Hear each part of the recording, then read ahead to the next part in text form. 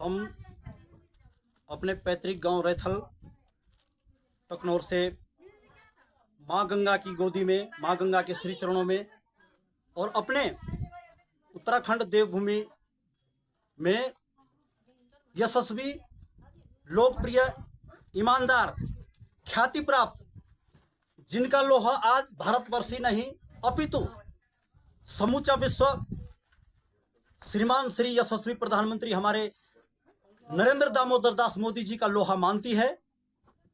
आज हमारा ही नहीं, सिर्फ उत्तरकाशी जिले का ही नहीं, सिर्फ टकनौर क्षेत्र का ही नहीं, अपितु समूचे उत्तराखंड का ये परम सौभाग्य है कि हमारे लोकप्रिय प्रधानमंत्री श्रीमान श्री नरेंद्र मोदी जी के शुभ आगमन की उस बेला का हम बेसब्री से कई दिनों से इंतजार कर रहे हैं।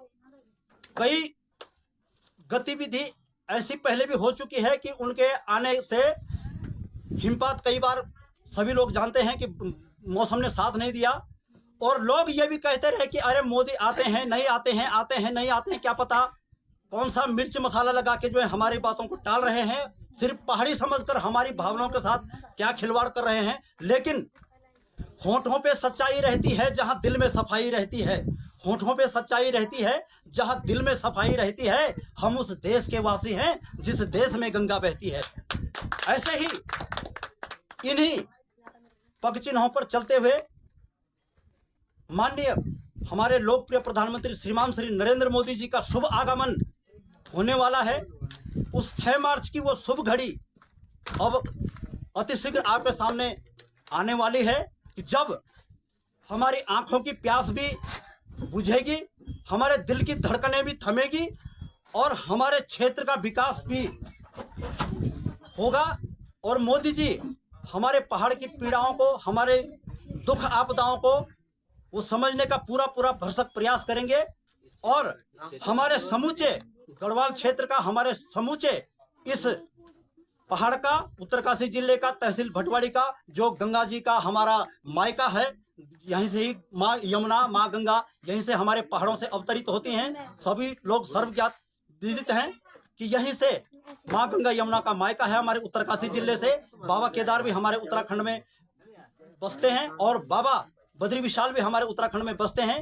और अतिशीघ्र वो शुभ घड़ी आने वाली है जब हमारी आंखों के सामने, मैं तो समझता हूं दुनिया उनको प्रधानमंत्री समझे, दुनिया उनको कुछ समझे, लेकिन मैं उनको आराध्य मानता हूं, मैं उनको भगवान मानता हूं। मैं उनको जैसे अपने माता पिता, मेरे स्वर्गीय पिताजी स्वर्गीय श्री महफत सिंह रावत जी और मेरी अभी कुछ दिनों पहले मेरी स्वर्गीय माता श्रीमती प्यारदेवी रावत जी और मेरे स्वर्गीय मामा जैसे हमारे इस पूरे क्षेत्र के वो एक विकास पुरुष थे, वो एक लौह पुरुष जैसे सरदार पटेल जी को माना जाता है, वैसे हमारे पूरे क्षेत्र के स्वर्गीय श्री चंदन सिंह राणा जी मेरे सगे मामा थे, मैं उनका सगा भांजा हूं। वैसे ही उसी स्थान पर जैसे मैं उनकी प्रतिमा को, उनके चित्र को पूजता हूं, भगवान जी के चित्र को पूजता हूं, ठीक उसी तरह मैं आदित्यनाथ योगी जी और माननीय प्रधानमंत्री श्रीमान श्री नरेंद्र मोदी जी का तहे दिल से अपने सर आंखों पर उनके बिठाने का काम करता हूं। मैं उनका एक ऐसा व्यक्तित्व पेश करना चाहता हूं। मैं दुनिया